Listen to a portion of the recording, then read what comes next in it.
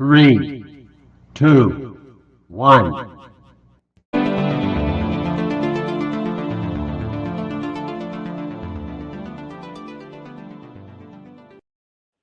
Welcome to another episode of the Happy Hour Sports Betting Show. I am your host, Ricky Valero. On today's episode, we are going to break down our Week 6 bets, and then, of course, we're going to dive right into Week 7 and give our bets as well.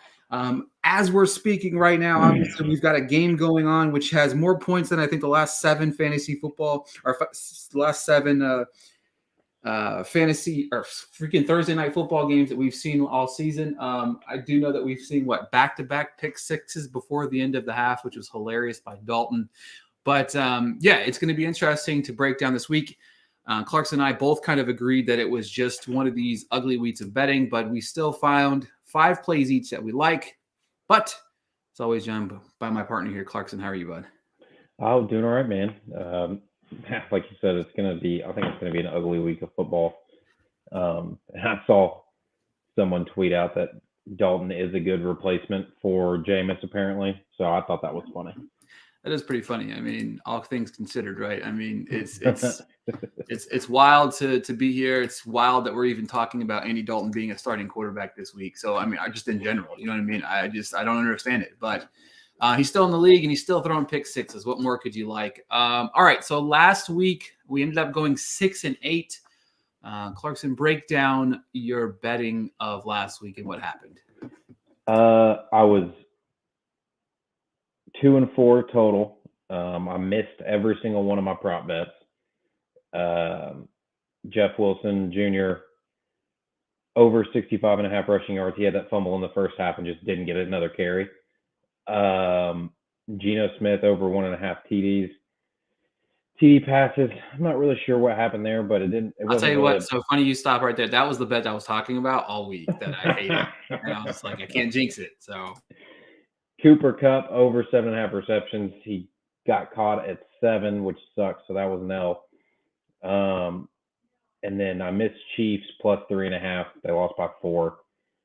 That was a brutal beat there. And then, but I did hit my lock, Dallas, Philadelphia over 41.5, and New England, Cleveland under 21.5 in the first half.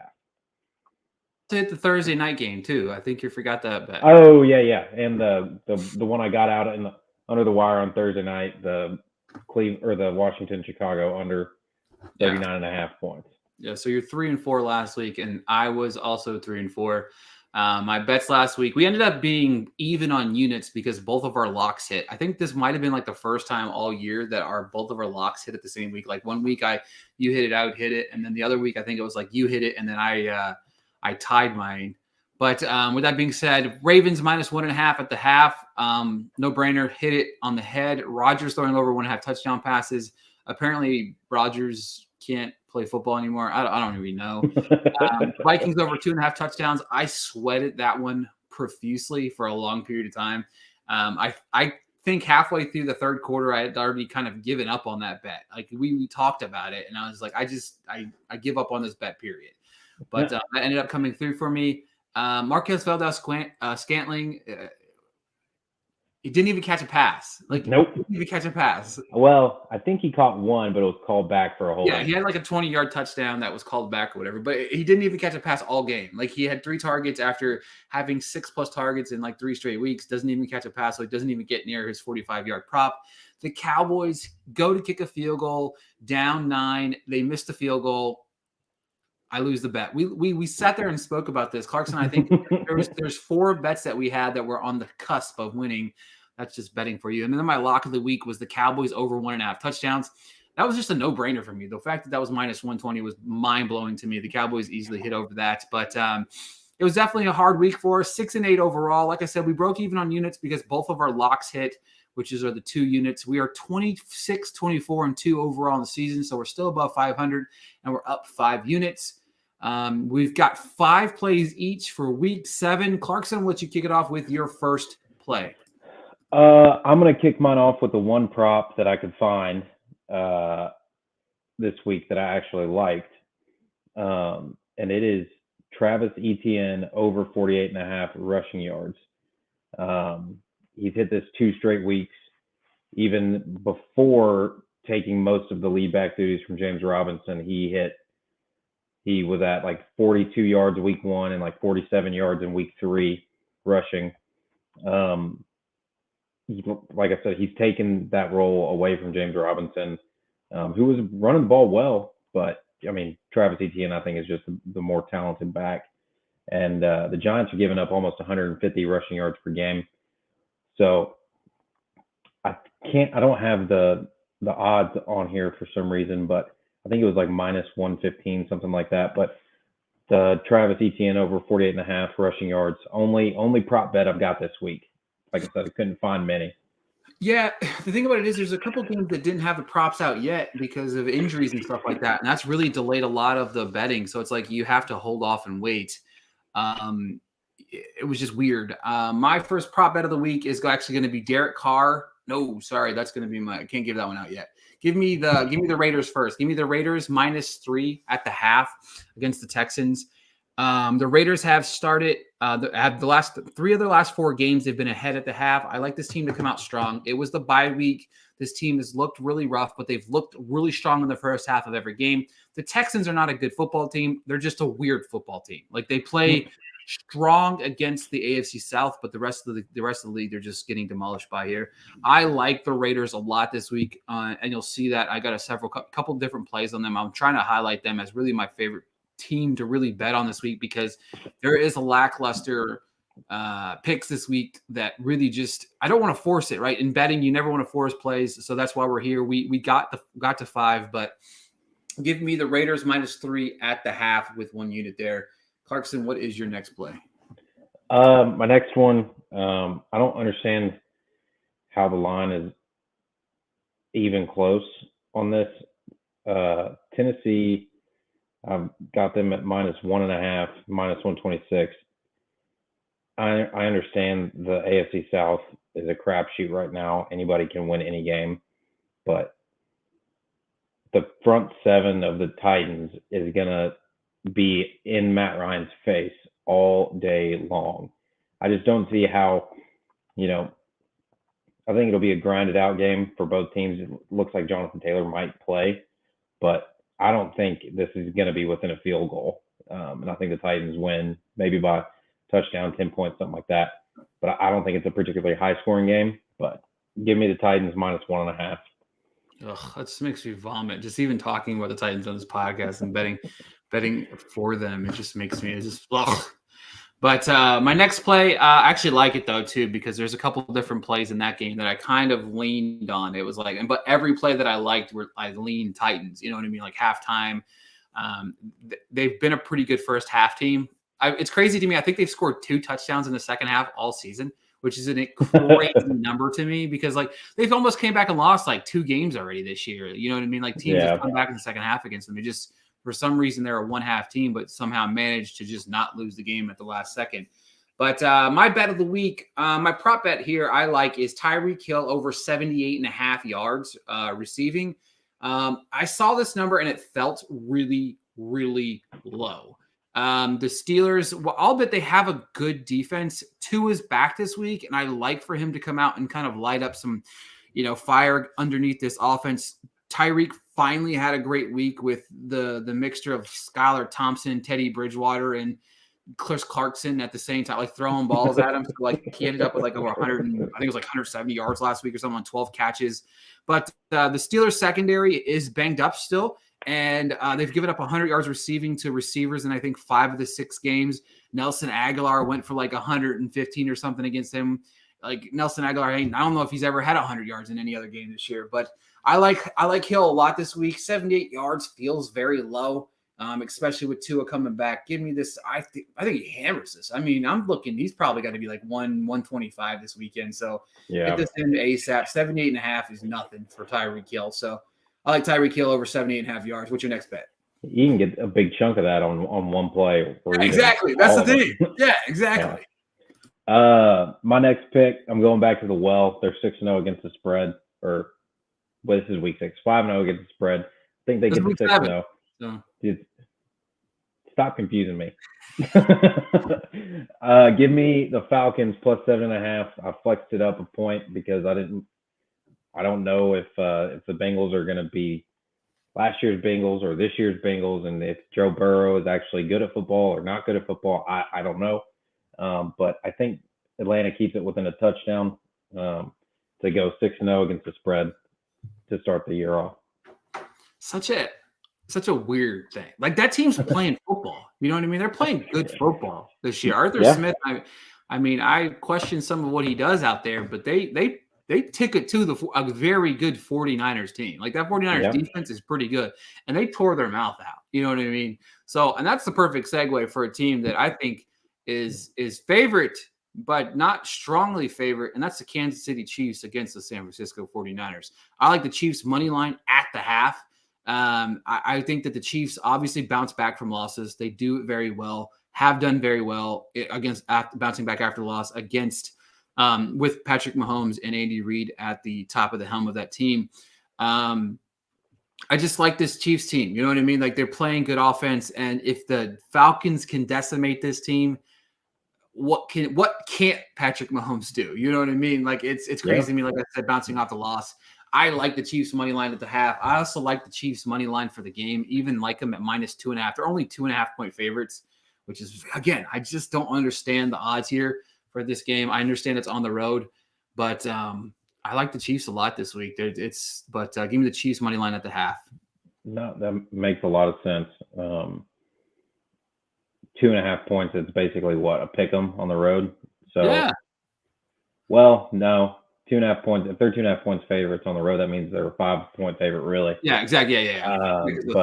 But anyway, my next pick, I'm going back to another well here because both of these teams really, I mean, the Ravens haven't really started off particularly fast. Yeah, they've led in a lot of games at the half, but haven't been really in many high-scoring games except for that Dolphins game. The one that I'm looking at, though, the bet I'm looking at for that is Cleveland, Baltimore under 23 first half. I think it's the same thing that the Browns did last week with the Patriots. I think it's a slow, grinded out, run the football type game for both teams.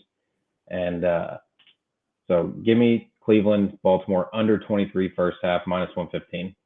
Yeah, it's and especially the AFC North games are always a dog shoot, right? You know what I mean? They're always pushing each other throats out. This Cleveland team is doing everything it can to stay afloat until Watson comes back, which I think could really ignite this offense a lot. But I do like it. I like that pick a lot. I mean, it's kind of like a no-brainer in my opinion right now. Yeah. My next pick is the Commanders over 1.5 touchdowns versus the Green Bay Packers. I like this bet a lot. The Packers have given up 24 or more points in 3 straight games. I think Tyler Heinicke really kind of infuses a little bit of spunk in the Commanders' offense for them to easily get over this total. I don't think they win the game. I do think the Packers come out and do show up a little bit more, but I think Heinicke can really infuse a little bit of spunk.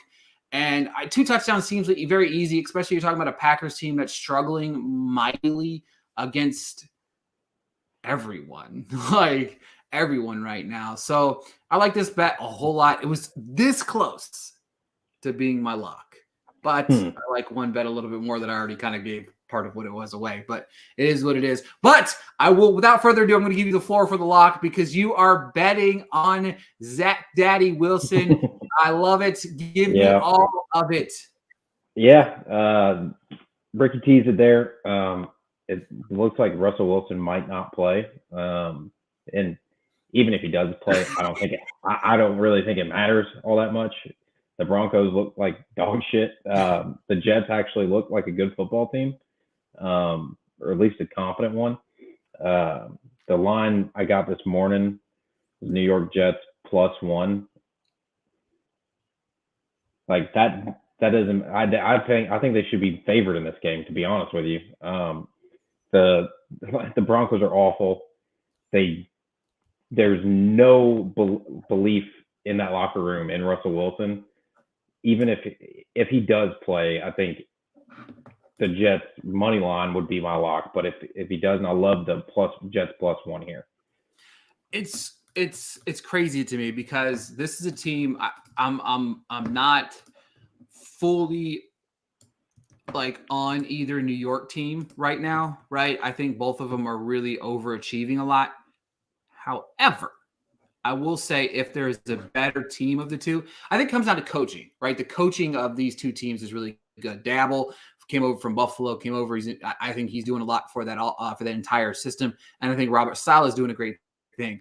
The thing that I think that flusters Wilson is that pass rush, and the Jets are able to get to the quarterback relatively easily. So even if Wilson does play, I still think they hit him in the chin a few too many times, and he's just out there playing with a tear in his hamstring, a tear in his shoulder. So if he gets hit up or roughed up a couple times, we've seen what happens already. This team can't score points for some reason.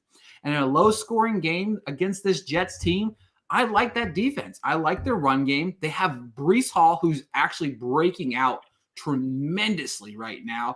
And Zach Wilson's got to limit the mistakes. And I think that if he kind of can get in a rhythm with some of these receivers, if the offense sparks a little bit, this team might be something. You know what I mean? I don't think they're going to be great this year by any stretch of the imagination, but you're talking about a team that is a year or two away from competing because of what they're building within that franchise. They're making smart draft picks, and I like that a lot. Yeah. They could sneak their way into the playoffs this year, to be honest with you, the way that the rest of the AFC East is shaping up. It wouldn't surprise me. I mean, it wouldn't surprise me at all because, it's Miami. You have to see what Tua is going to look like when he comes back. The Patriots are up and down each and every week. You never know what team's going to show up there too. So I like them a lot. I like them a lot this week. I can't say that I don't love your bet, and I can't say that they won't be in multiple parlays of mine this weekend, especially stretching that line. If you can get that line to +8, you know what I mean? Even on a +7, on the side of things with a couple other teams, it's for me, it's a no-brainer. My lock of the week is Derek Carr over 1.5 touchdown passes against the Texans. I spoke earlier how I think that they are going to bounce back this week. Very strong in coming off the bye. They're taking on a Texans team. Like I said, they're just so questionable. But he has hit this number in all but one game this season. It's very, very low number. I think it's like -120 last time I checked. But I am locking this one in, throwing away the key. I think that Derek Carr hits 2 touchdowns before the half. I'm going to cash this bet before. I'm going to cash my lock before the half this weekend. I'm going to feel good about it. I feel great about this bet. I'm putting the max bet on this one. I love it a lot.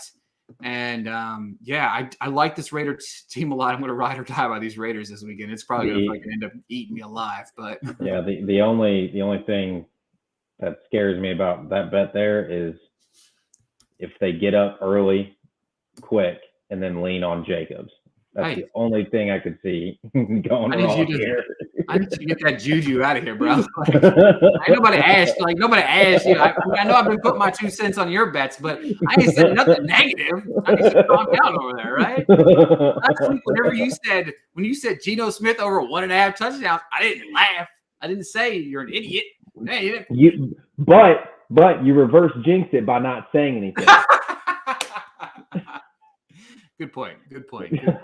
All right, folks. Before we go, we like to recap our picks of the week. Clarkson, I'm going to give you the floor. Give me all 5 picks. First pick, only prop, Travis Etienne, over 48.5 rushing yards. Hit this in 2 straight weeks. Just taking the bigger chunk of the role from James Robertson. And the Giants' run defense is just okay, not great. Give me the Titans, -1.5. Colts, I think, are just not a very good football team. They struggle a lot with pass rush. Titans front 7, I think, is going to eat against Matt Ryan. Falcons +7.5. They're 5-0 against the spread already this year. They're going to make it 6-0 against the Bengals. Cleveland, Baltimore, under 23 points in the first half. I think it's going to be a slow start to this game. I don't think there's going to be a ton of points overall, but give me the first half under 23. And then my lock of the week is going to be the New York Jets +1 against whatever quarterback goes out against the Broncos, whether that's Russell Wilson or Brett Ripien or whatever his name is. Right. Yeah, I don't even maybe Skylar Thompson's brother will be out there playing. I don't even know. Or, maybe they'll get zapped. You know what I'm saying? You never know. Yeah. I saw something online. There's like a quarterback controversy maybe in New England. I'm like, everybody, it's there was a quarterback controversy down in Dallas too. Everybody. It's actually breaking news. It's the fourth Watt brother.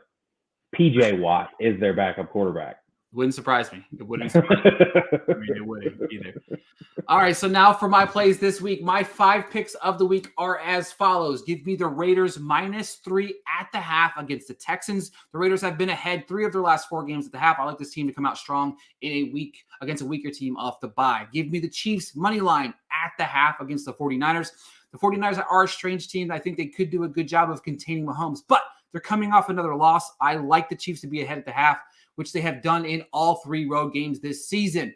Give me the Commanders over 1.5 touchdowns versus the Packers. The Packers have given up 24 points in 3 straight games. I like Tyler Heineke to come in and infuse a little bit of a spunk in the Commanders' offense for them to get over this bet relatively easily. Give me Tyreek Hill over 78.5 yards. He's hit this number in 4 of 6 games this season alone. And I like Tua being back under the helm. The Steelers have given up 100 yards to receivers in 4 of 6 games this year, including to guys like Nelson Aguilar.